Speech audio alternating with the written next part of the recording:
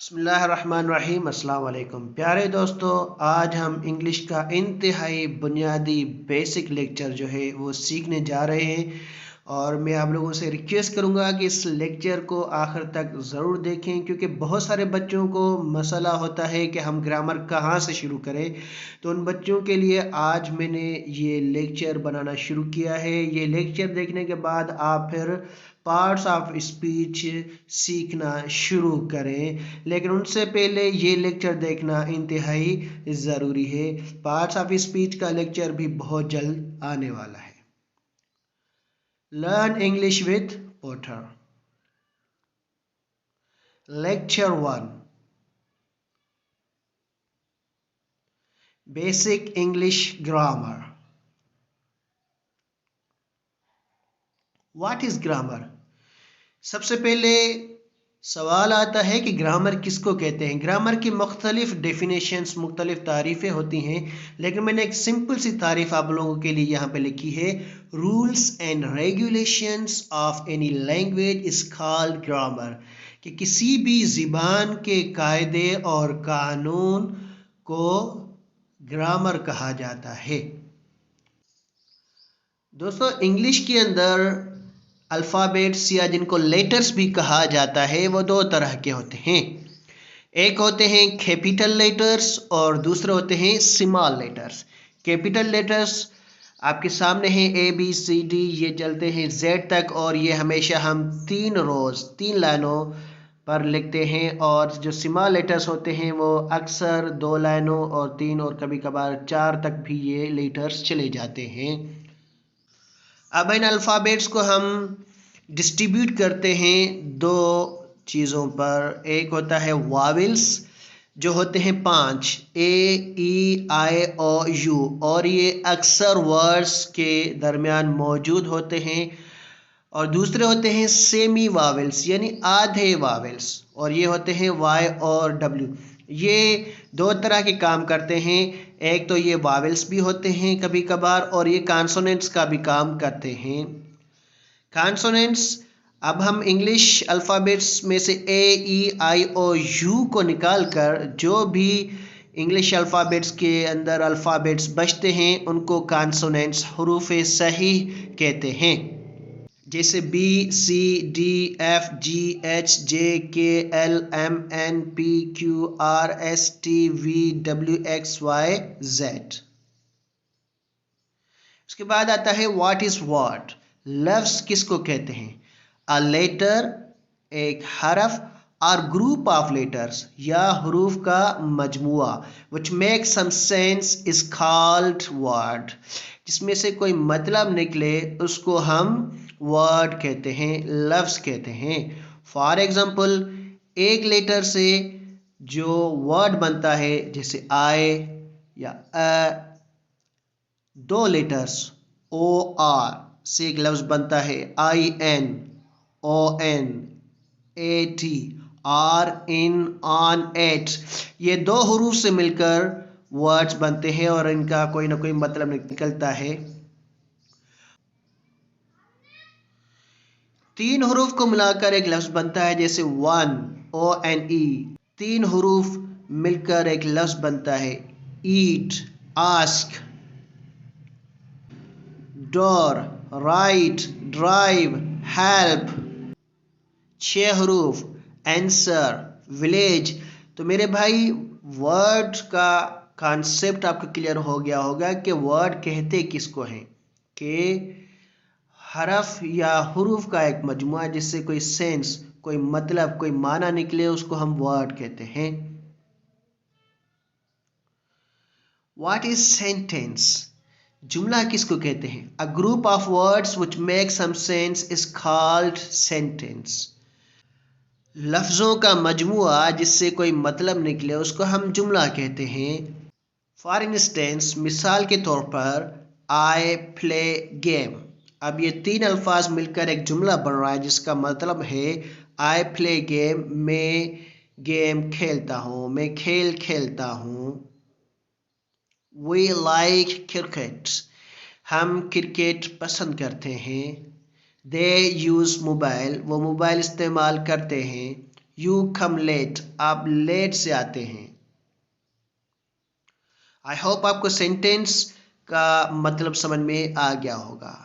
Structure of sentence, जुमले की बनावट। मेरे भाई तकरीबन सारे जुमलों के अंदर सब्जेक्ट होता है जिसको उर्दू में फ़ाइल कहा जाता है। डूअर ऑफ एन एक्शन, काम करने वाला। फ़ाइल जो होता है, हम जुमले के अंदर जो काम करने वाला होता है उसको हम सब्जेक्ट कहते हैं। फिर बारी आती है वर्ब की। वर्ब कहते हैं एक्शन, काम को। और तीसरी चीज़ है object, where action takes place, जहाँ पर काम किया जाए या जिस चीज़ पर काम का असर पड़े उसको हम ऑब्जेक्ट कहते हैं। सब्जेक्ट, वर्ब और ऑब्जेक्ट, आपको ये तीनों चीज़ें जहन में रखनी चाहिए। हम चलते हैं मिसालों पर। आई ईट एप्पल, इसमें आई में, ईट खाता हूँ, एप्पल सेब। अब सेब खाने वाला कौन है? मैं। ये हो गया सब्जेक्ट। ईट खाना, ये हो गया एक्शन, वर्ब, एप्पल सेब। जाहिर बात है जब हम सेब खाएंगे तो सेब खत्म होगा। वी राइट कॉपी, हम कॉपी लिखते हैं। कॉपी लिखने वाले कौन है? वही, हम, ये सब्जेक्ट हो जाएगा। राइट लिखना, ये वर्ब है, एक्शन है, काम है। कॉपी, कॉपी ऑब्जेक्ट हो जाएगा। कॉपी पर हम लिखते हैं तो उस पर तहरीर लिख देते हैं, उस पर अल्फाज, जुमले वगैरह लिखते हैं। ड्राइंग बनाते हैं तो उस पर असर होता है। यू ड्राइव कार, आप कार चलाते हैं। इसमें कार चलाने वाला कौन है? यू। ड्राइव चलाना, ये एक्शन है, वर्ब है। कार ऑब्जेक्ट हो जाएगा।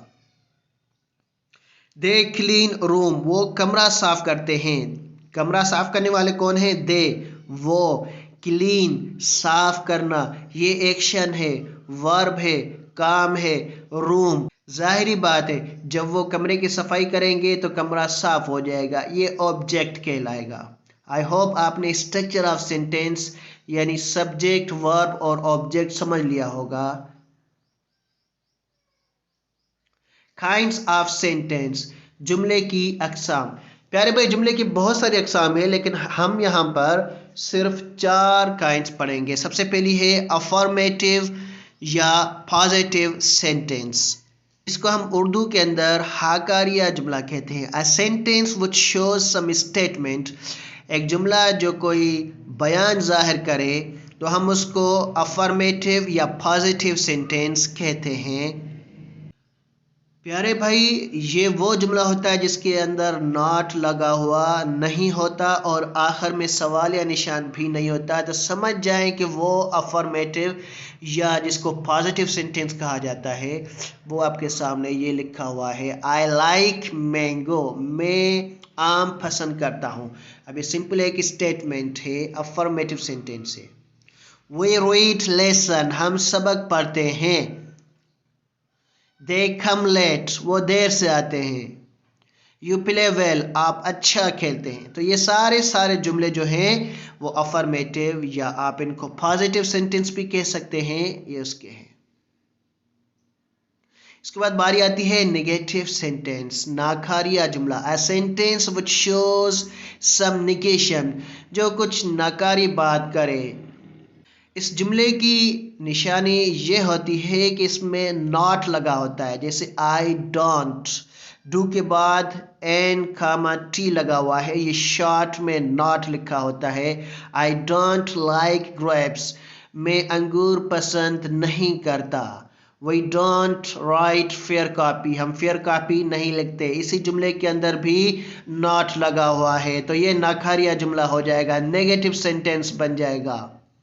दे आर्ट गोइंग टूडे, वो आज नहीं जा रहे हैं। आर के बाद नॉट लगा हुआ है, नेगेटिव सेंटेंस होगा।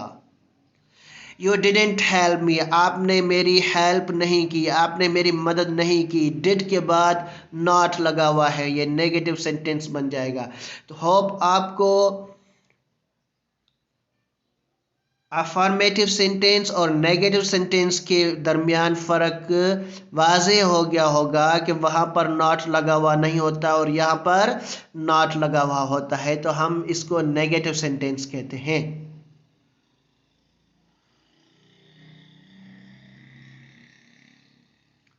इंट्रागेटिव सेंटेंस, सवालिया जुमला, a sentence which asks about something, एक जुमला जो किसी चीज़ के बारे में पूछता है, हम उसको इंट्रागेटिव सेंटेंस कहते हैं।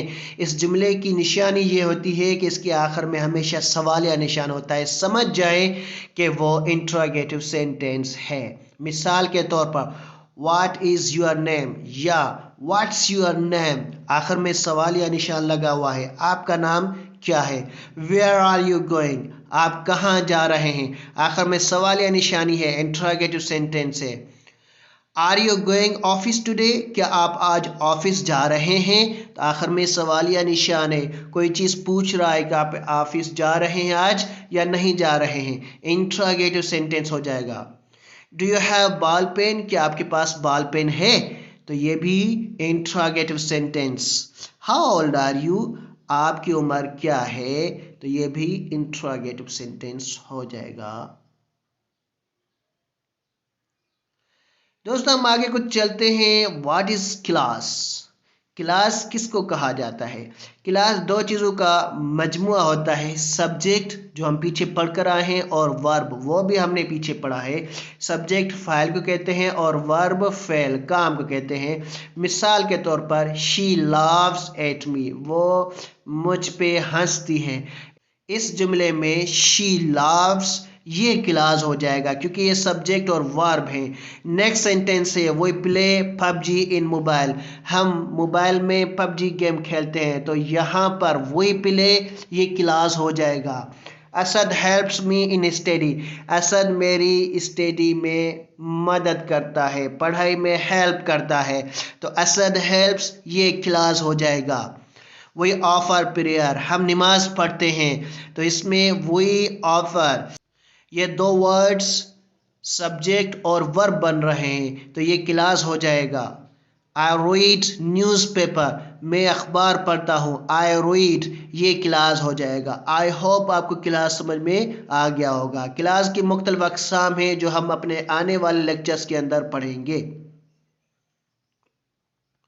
व्हाट इज एंटोनियम, लफ्ज़ एंटोनियम का मतलब है जिद। A word which has opposite meaning, एक लफ्ज़ जिसकी मुखालिफ माना हो उसको हम एंटोनियम कहते हैं। फॉर एग्जाम्पल मिसाल के तौर पर बिग बड़ा, स्मॉल इसका अपोजिट वर्ड है, स्मॉल की माना है छोटा। फास्ट तेज, स्लो आहिस्ता। ओल्ड बूढ़ा, यंग इसका अपोजिट लफ्ज है नौजवान। नियर करीब, एंटोनिम इसका होगा फार मतलब दूर। अर्ली जल्दी, एंटोनिम इसका होगा लेट देर से। क्लोज बंद करना, इसका एंटोनिम होगा ओपन खोलना। तो प्यारे भाई एंटोनिम आपको समझ में आ गया होगा। ये अक्सर और बेशतर टेस्ट्स के अंदर पूछा जाता है। इसके बहुत सारे अल्फाज आप अपने टेक्स्ट बुक से, डिफरेंट प्रिपरेशन बुक्स जो होती हैं वहाँ से आप ये देख के याद कर सकते हैं। इनका आपके पास एक अच्छा मजमुआ होना चाहिए। व्हाट इज सिनोनिम, सिनोनिम का मतलब होता है हम माना। A word which has same meaning, एक लफ्ज जिसकी माना सेम हो। मिसाल के तौर पर ओल्ड पुराना, एंशियंट का मतलब भी पुराना। सिक बीमार, इल किसको कहते हैं बीमार को, तो ये इसका सिनोनिम हो जाएगा, हम माना हो जाएगा। रॉन्ग गलत, इनकरेक्ट सिनोनिम हो जाएगा गलत। सैड गमज़दा, अनहैप्पी गमज़दा। फास्ट जल्दी, क्विक जल्दी, ये सिनोनिम हो जाएगा, हम माना अल्फाज चल रहे हैं। इजी आसान, सिंपल आसान। सिनोनिम तो आपको समझ में आ गया होगा। अब चलते हैं हम WH क्वेश्चन वर्ड्स पर। प्यारे भाई, WH क्वेश्चन वर्ड्स वो होते हैं जिनके अंदर WH वर्ड मौजूद होते हैं और ये दो तरह का काम करते हैं। एक करते हैं सवालिया, सवाल पूछने का काम, जो हम यहाँ पर पढ़ते हैं, और ये कभी कभार अल्फाज जुमले के बीच में आ जाते हैं। वो जब हम पार्ट्स ऑफ स्पीच का लेक्चर पढ़ेंगे तो वहाँ पर मैं आपको समझाऊंगा कि WH क्वेश्चन वर्ड्स वहाँ पर क्या बनते हैं। तो पहला लफ्ज़ है वाट, इसके अंदर देखें WH मौजूद है, तो ये वाट WH क्वेश्चन वर्ड हो जाएगा। Why, how, which, when, where. मिसाल के तौर पर व्हाट आर यू डूइंग, आप क्या कर रहे हो। अब इस जुमले के स्टार्ट में देखें WH क्वेश्चन वर्ड आया है और इस जुमले के आखिर में सवालिया निशान भी आया है। बहुत सारे ऐसे जुमले होते हैं जो WH क्वेश्चन वर्ड से स्टार्ट नहीं होते, लेकिन ये वाला जुमला स्टार्ट हुआ है। हाउ ओल्ड आर यू, आपकी उम्र क्या है। यहाँ पर हाउ WH क्वेश्चन वर्ड है। वेयर आर यू, आप कहाँ हैं। वेयर WH क्वेश्चन वर्ड है।